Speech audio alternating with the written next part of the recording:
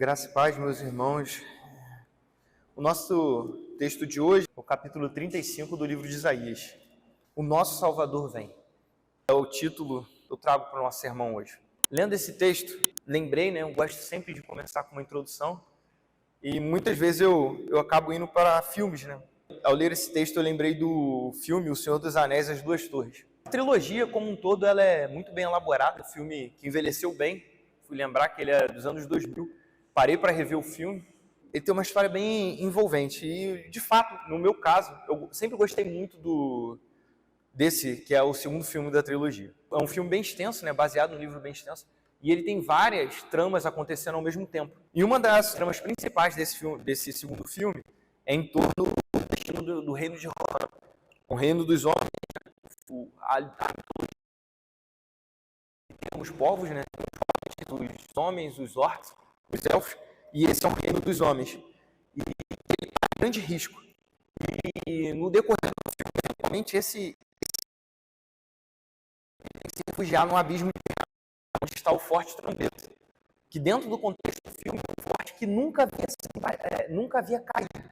Sempre que esse povo precisou, o forte tinha segurado qualquer que vinha contra eles.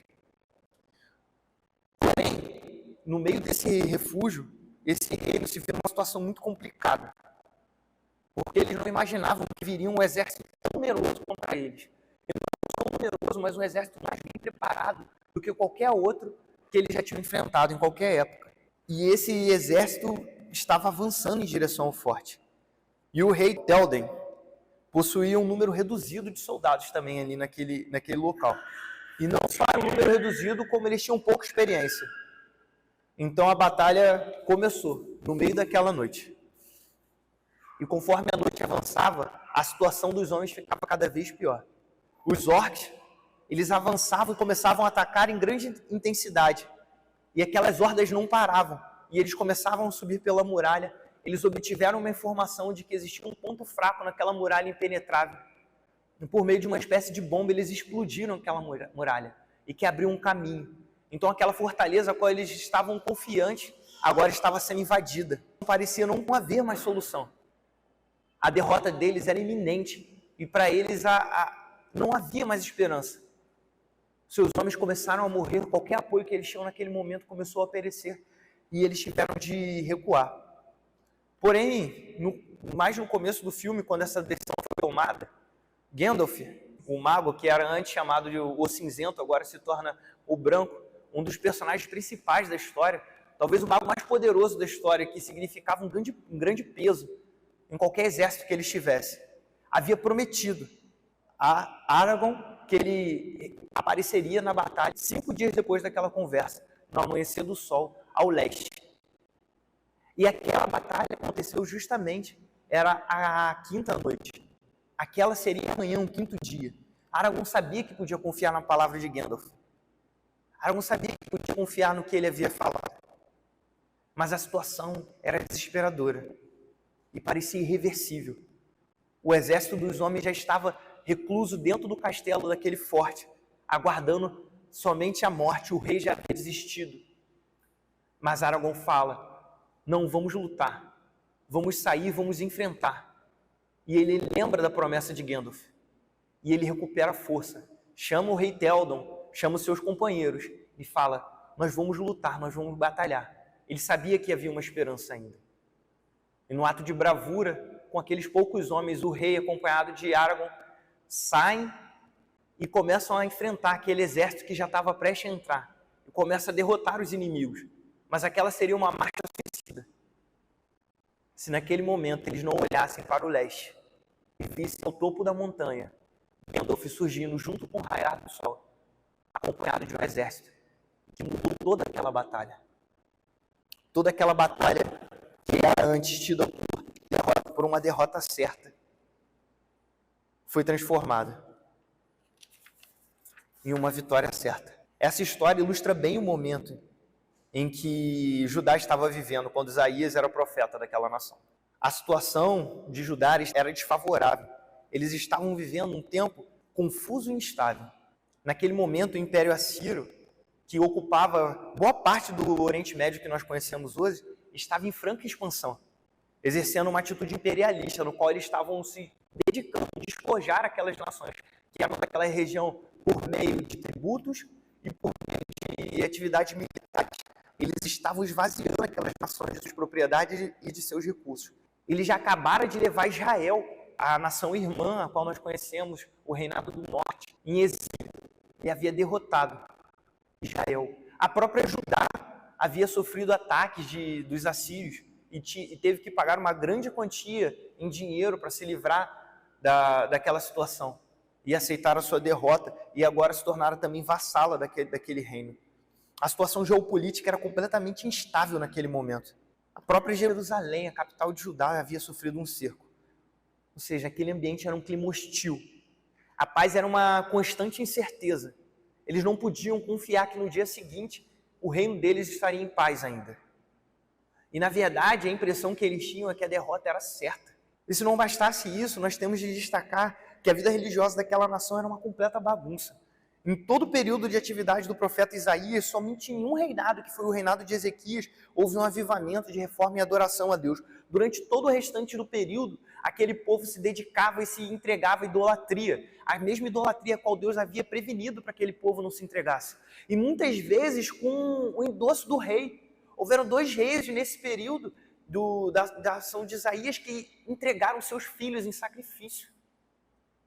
A situação era caótica e eles sabiam que desde o tempo de Moisés a profecia era certa, que se aquele povo se desviasse, eles iriam perecer. Deus havia advertido o povo lá em Deuteronômio, no capítulo 28. Deus falou que se este povo se desviasse dos caminhos do Senhor, ele traria um povo de aparência feroz que os sitiaria e os levaria para fora da terra prometida. Sendo assim, a situação caótica da vida religiosa daquele povo também apontava para um futuro terrível. E se não bastasse ainda, no meio de toda essa história, Ezequias, em seu orgulho, quis mostrar todos os tesouros que ele obtinha para um grupo de visitantes, emissários do reino da Babilônia. Ele mostrou tudo o que ele tinha dentro de seu território, para mostrar o quanto ele era grande. Mas talvez numa inocência que um rei não deveria ter, ali ele entregou toda a sua estratégia ao povo babilônico. E Isaías virou e falou para Ezequias que Judá seria entregue à Babilônia. Judá seria exilada. Ou seja, a derrota era certa para aquele povo. Isaías se dedicava em trazer a mensagem de Deus para o seu povo, e parte dessa mensagem era de condenação. Isaías informa que por conta da falta de respeito pela obra do Senhor, esse povo iria para o exílio. Ele alerta que as suas cidades ficariam em ruínas, desabitadas, e a terra seria devastada. Essa era uma previsão perturbadora, porém essa não era a única mensagem que Isaías trazia para o povo. Ele não falava só de juízo. Seu livro ele pode ser definido como um livro de condenação e esperança, porque é ele que revela a sentença do Senhor que virá sobre Judá, mas ele também fala da esperança, revelando a restauração que o Senhor trará após o juízo. E esse texto que nós acabamos de ler, qual nós vamos tratar hoje, fala justamente dessa esperança. Aqui Isaías aponta para uma esperança futura. Sim, o juízo virá, mas este não é o fim da história desse povo. A terra que será desolada também florescerá. Assim, Isaías convida os seus leitores a renovarem suas esperanças, pois de fato dias terríveis estão pela frente, mas dias maravilhosos também estarão lá. Após a condenação, o povo será restaurado à sua terra, mas de uma maneira perfeita. Era isso que Isaías queria trazer também. As enfermidades serão curadas, o povo não se desviará, e quando o povo voltar a Sião, a alegria será o padrão de vida deles. Esta era a mensagem do Senhor ao seu povo, também por meio do profeta Isaías. De fato, aquele povo pereceria, mas aquele povo também venceria. Essa mensagem a qual Isaías traz para aquele povo naquele momento, continua viva para nós até hoje. Estamos cercados de incertezas. Todo o povo da terra se entregou à idolatria e à imoralidade. É isso que nós vemos ao nosso redor. Os homens adoram a si mesmos como se fossem deuses. Cada um segue os desígnios do próprio coração, como se não houvesse Deus. Eu lembro muito do tempo de Juízes, que era exatamente isso. E é o que eu vejo hoje. Cada um seguindo o seu próprio coração e colocando o seu próprio coração como se fosse o seu Deus, adorando a si mesmo, amantes do prazer, amantes da própria carne.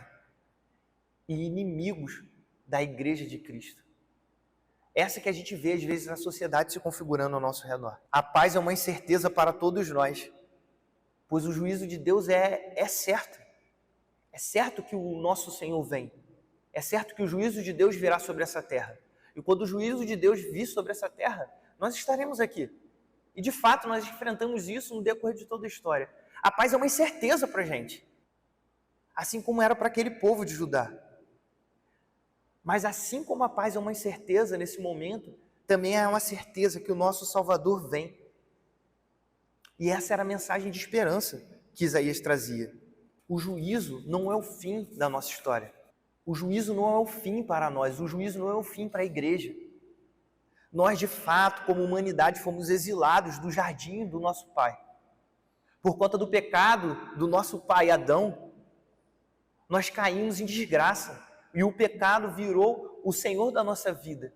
De fato, foi o pecado de Adão que, por conta dele, nós fomos expulsos do jardim. Mas hoje nós mesmos não temos a capacidade de voltar, porque já não é o nosso pecado com o qual nós nascemos, é o próprio pecado com o qual praticamos. E por isso vivemos esse exílio. A desolação é certa, nós sabemos o preço que é pago pelo pecado. E nós vemos o mundo inteiro caminhando em direção a esse abismo.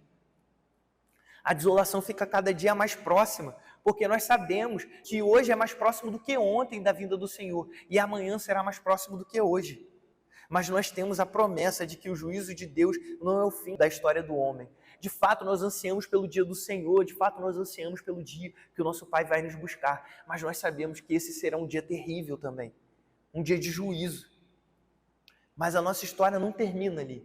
A história daqueles que foram salvos por Deus não termina no dia do juízo. Sim, nós somos merecedores de toda a condenação, mas o Deus que é justo também é gracioso. O Deus que é justo e pela justiça deve nos condenar também é um Deus gracioso e pela graça Ele nos salva. E em sua infinita graça Ele provê um caminho para nos salvar. Então aquele que definiu e aplicou a sentença nos promete a salvação por meio dessa graça. Ele diz que o deserto e a terra seca se alegrarão. O ermo exultará e florescerá como narciso. Ele se cobrirá de flores, dará gritos de alegria e exultará. Vemos aqui a oposição constante entre a condenação e a graça. De um lado nós temos um deserto e tristeza, do outro lado nós temos alegria e fertilidade. É isso que Deus tem prometido para nós. Isaías continua e afirma que essa terra desolada receberá a glória do Líbano, o esplendor do Carmelo e de Saron. O Líbano com seus cedros frondosos e o Monte Carmelo com sua exuberante planície de Saron. Em sua base, eram símbolos de abundância para aquele povo. Com isso, Isaías estava procurando demonstrar que se nós queremos entender, se aquele povo queria entender a abundância das promessas de Deus, então terão que imaginar um deserto se convertendo numa daquelas regiões. Essa é a dimensão da promessa de Deus, um deserto sendo transformado em uma terra fértil.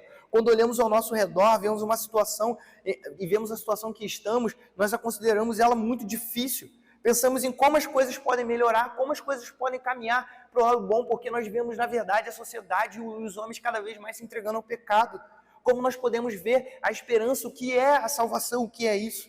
Assim como é impossível para nós imaginarmos o sertão nordestino se tornando uma floresta tropical, como a floresta da Tijuca. É difícil imaginar o que é a renovação, o que é a salvação que vem do alto. Hoje, o irmão Moab, que foi recebido hoje, ele cresceu lá no sertão. Eu fico imaginando para ele como eu nunca fui lá, mas ver essa diferença entre o sertão e uma floresta. A promessa de Deus é isso, é pegar um deserto e transformar ele num local fértil, num local verde. É isso que Deus tem prometido para nós. É esse lugar fértil e verde que nos aguarda, não esse deserto ao qual nós estamos vivendo. E olhar para essa promessa é olhar isso, é procurar entender o que é essa abundância. Porque a vida no exílio da presença do Senhor vai se encerrar. Devemos manter firme a nossa esperança. Nós, de fato, estamos exilados. Não de uma maneira total, mas quando você olha para o jardim, você viu um homem andando e caminhando com Deus. É disso que nós estamos exilados. Essa vida total de comunhão com o nosso Pai. Nós estamos nessa terra, mas esse exílio vai acabar e nós haveremos de retornar. Nós não permaneceremos nesse deserto. Aquele povo tinha um quadro assustador pela frente. Tudo apontava para a destruição deles. Mas agora o profeta, o mesmo que havia proferido a sentença de condenação, falou sobre a salvação. E a partir dessa promessa de salvação, ele convida aqueles leitores dele para que fortaleçam as mãos frouxas e firmes os joelhos vacilantes. E digam aos desalentados de coração: sejam fortes, não tenham medo. Eis aí está o Deus de vocês. A vingança vem, a retribuição de Deus. Ele vem para salvar vocês. Esse é o efeito da promessa sobre nós. Ela nos aponta para a esperança. Por vezes a realidade que nos cerca mina nossa coragem. O mundo é hostil à nossa fé. As práticas seculares se opõem à santidade. E o pior disso tudo é que muitas dessas coisas acabam exercendo atração sobre nós. A pior parte dessa terra, a pior parte da nossa vida aqui nessa terra, é porque muitas vezes nós nos sentimos atraídos pelo pecado. Porque nós abominamos ao pecado. Mas essa palavra que o profeta traz é para trazer esperança. Assim como na cena do filme do Senhor dos Anéis, quando Aragorn vê o sol entrando por uma das janelas do castelo.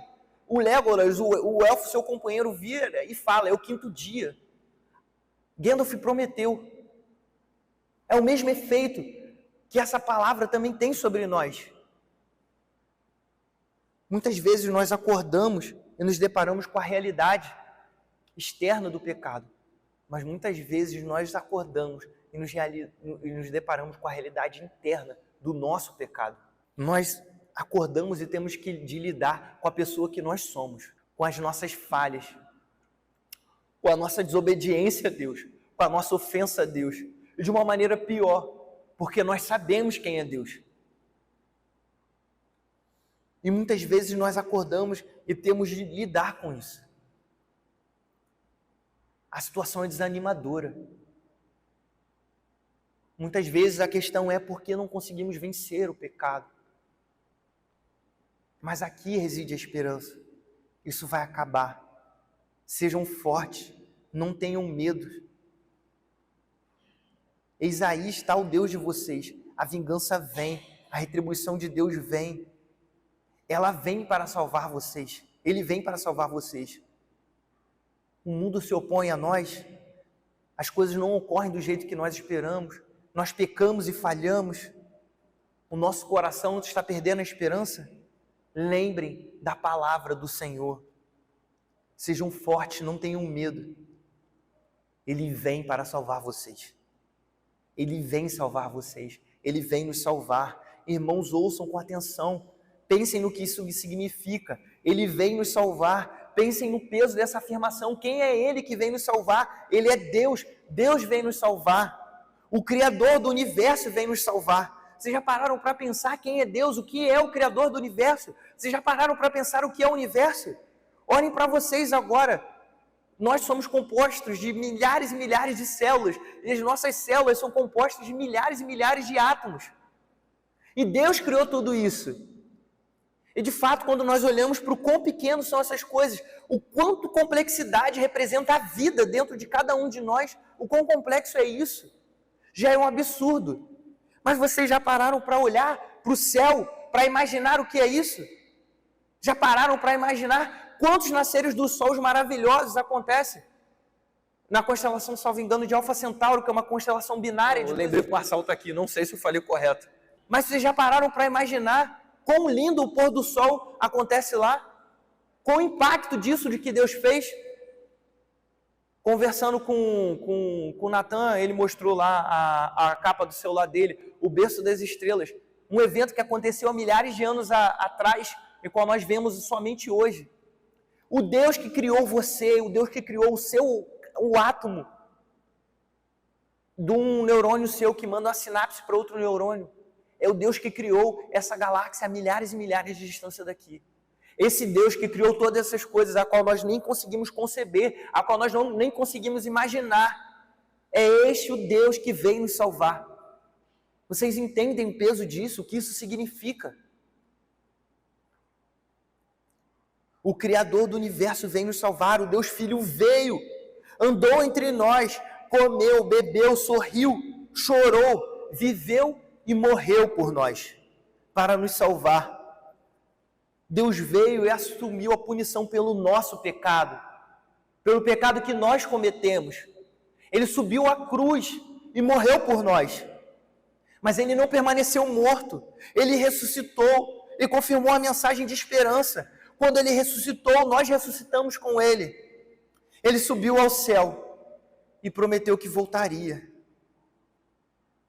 Eu sempre fico imaginando essa cena, que está descrita lá em Atos. Eu fico imaginando quão maravilhoso deve ter sido isso. Você está parado e olhando o seu Senhor subindo aos céus, Cristo subindo aos céus. E de repente, quando aquela sensação de anseio, uma sensação de alegria e ao mesmo tempo de ansiedade, de incertezas, porque você vê o teu Senhor, aquele que andou com você, aquele que morreu na cruz e ressuscitou, e mostrou a salvação para você subindo ao céu. E o que será agora? Os homens abismados olhando para o céu, e de repente, alguns anjos falam com eles atrás: por que vocês estão olhando abismados assim? Pois aquele que sobe descerá da mesma maneira. Eu acho que o impacto não é ele subindo, o impacto é essa promessa. Cristo vai voltar. Nós temos que ter isso em mente. Ele não permaneceu morto, ele ressuscitou, subiu ao céu e vai voltar. O deserto e a terra seca florescerá e nós vamos para lá.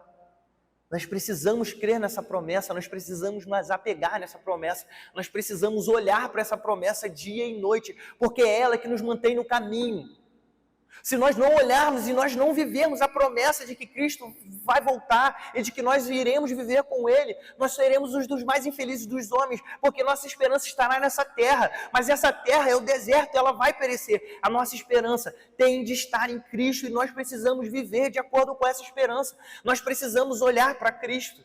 Sei que estamos chegando no momento de Natal e nós sempre olhamos e meditamos. Temos presépios, as atividades são para mostrar que Cristo veio, mas o que isso significa? Que Ele veio, viveu, morreu, ressuscitou, subiu ao céu. Mas tudo isso aponta para esse evento. Ele vai voltar. Nós temos o hábito de olhar para Isaías e olhar para o Velho Testamento como o povo que esperava o Messias e não viu que o Messias viria, que o Messias veio. Um povo que não meditava e não confiava na promessa do Messias. E nós nos esquecemos simplesmente porque nós ficamos com a conclusão de que o Messias veio. Nós nos sentimos superiores, porque nós sabemos que Cristo veio, mas a promessa da qual Isaías falava para aquele povo, de que Cristo viria, e que quando Cristo veio, eles não creram, é a mesma promessa que se mantém ativa para nós, porque ela não quer simplesmente falar que Cristo veio, ela quer apontar que Cristo voltará.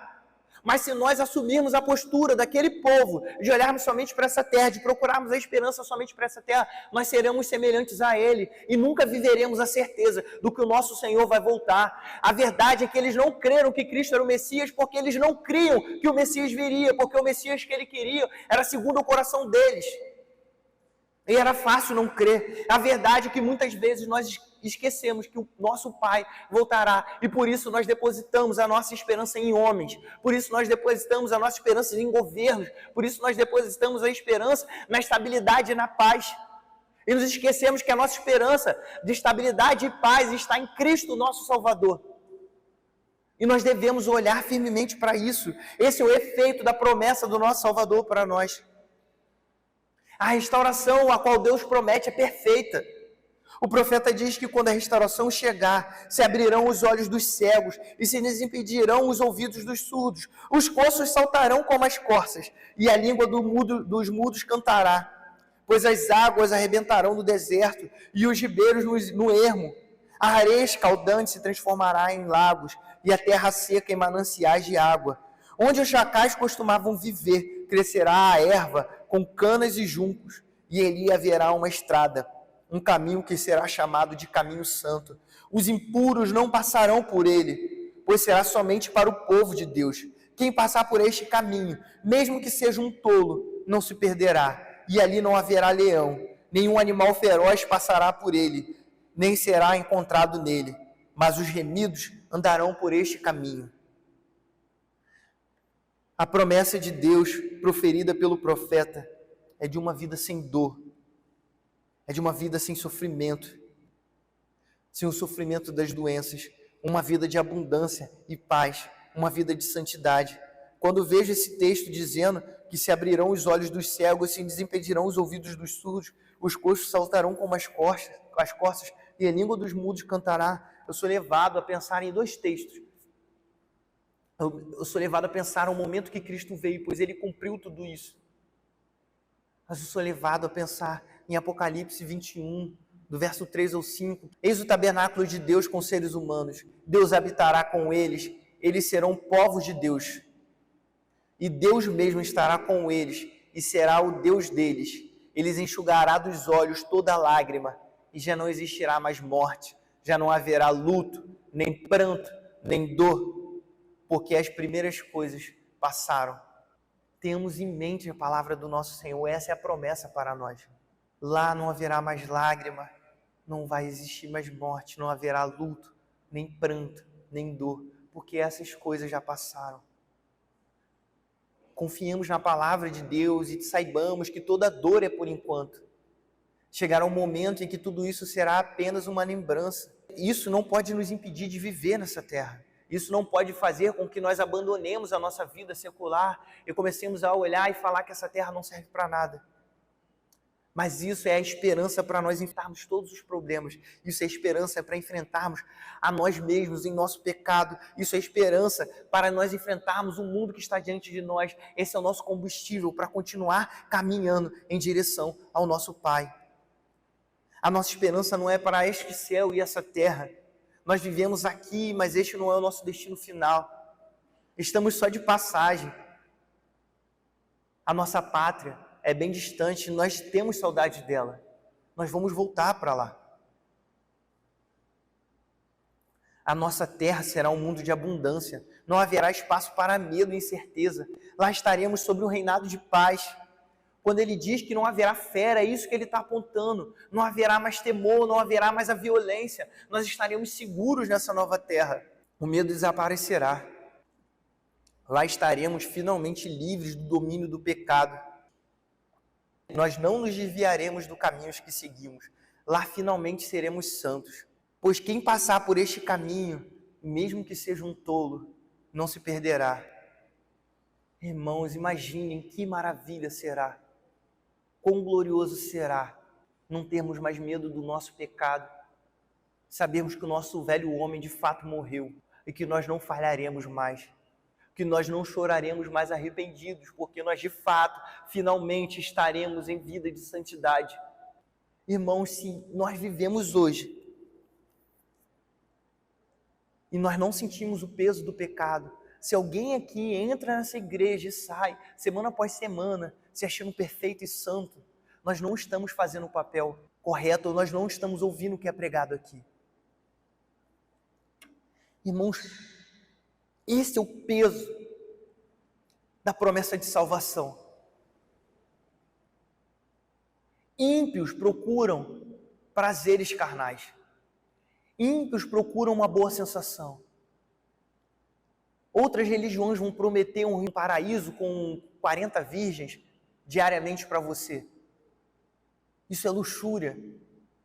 Outras religiões vão prometer uma vida de conforto e bonança. Muitos de nós, quando pequenos, já acreditamos que o céu era um lugar de alegria, porque a gente poderia fazer o que quiser, e teríamos o ócio, seríamos preguiçosos e viveríamos com qualquer coisa que traga prazer para a gente.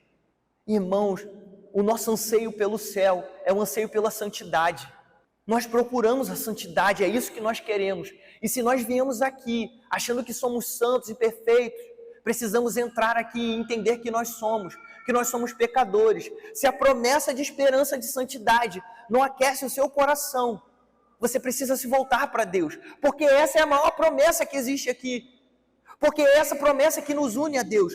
Nós queremos ser santos porque queremos estar com o Pai. Essa é uma promessa ligada. O novo céu e nova terra é uma vida de santidade, é uma vida de união com Cristo. E é isso que deve aquecer o nosso coração. É por isso que nós lutamos, é por isso que nós viemos aqui.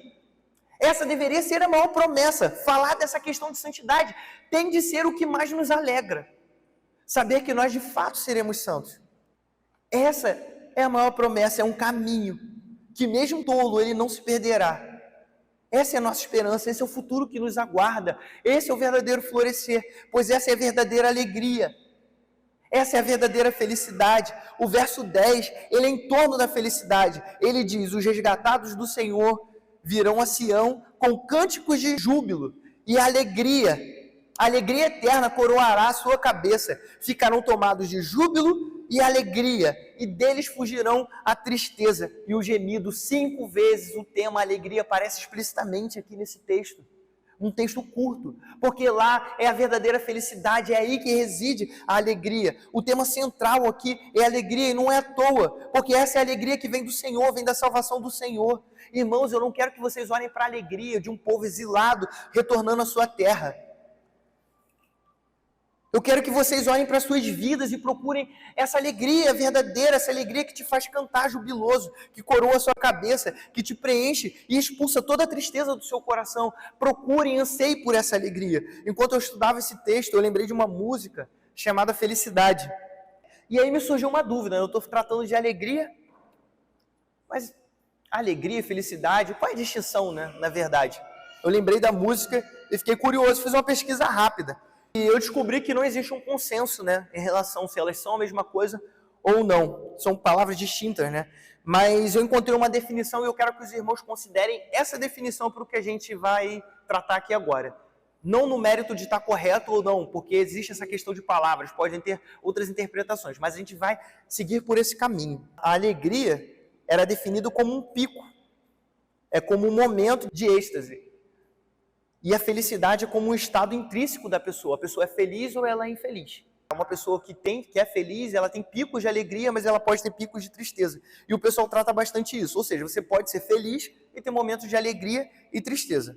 E a música da qual eu falei, ela é um poema e diz assim, né? A felicidade é viver na sua companhia, felicidade é estar contigo todo dia. Felicidade é sentir o cheiro dessa flor, felicidade é saber que eu tenho o seu amor. É saber de verdade que a gente sente saudade quando não consegue se ver. É acordar do seu lado, tomar um café reforçado, depois sair para correr com você.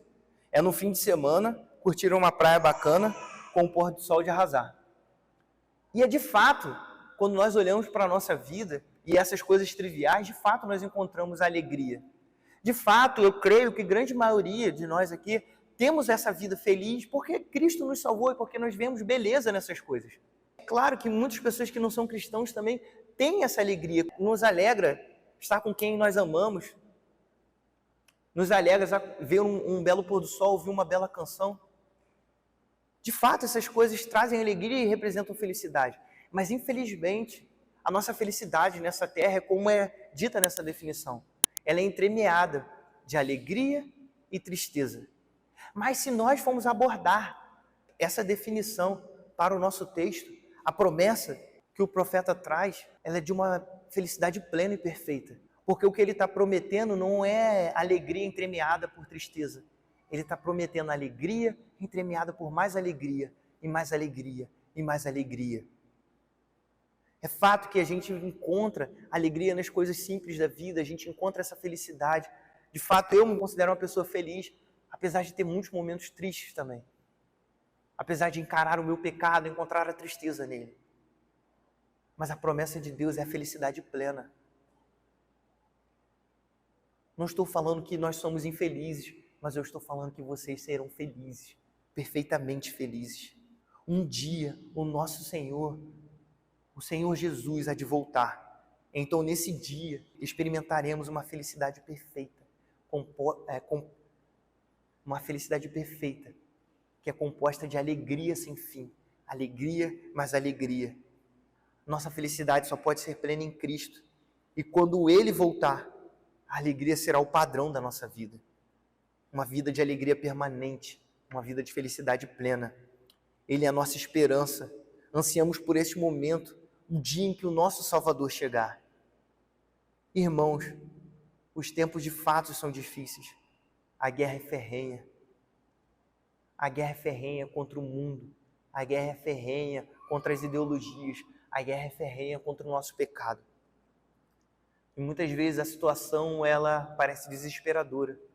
Assim como no filme, a esperança parece sucumbir. Você está trancado e parece que não tem mais solução. Parece que nós seremos devorados por tudo isso. o nosso coração fica sem esperança. E assim, por vezes, os nossos joelhos vacilam e nós cansamos. As nossas mãos tremem. Mas, irmãos, ouçam a palavra do Senhor. Nós não seremos derrotados. Esse não é o fim. Existe uma promessa. Ele vem nos salvar. O deserto florescerá. Olhe para o leste. Veja onde o sol está nascendo. Mas não é Gandalf que vem lá. É Cristo Jesus, o nosso Salvador. Ele vai nos restaurar, Ele vai nos aperfeiçoar, Ele vem nos resgatar. E quando Ele nos resgatar, encontraremos essa verdadeira alegria, essa felicidade plena, a vida eterna ao lado do nosso Senhor e Salvador. Olhem para Ele, olhem para Cristo, se entreguem a Ele, pois Ele nos salvou. Vamos orar, irmãos.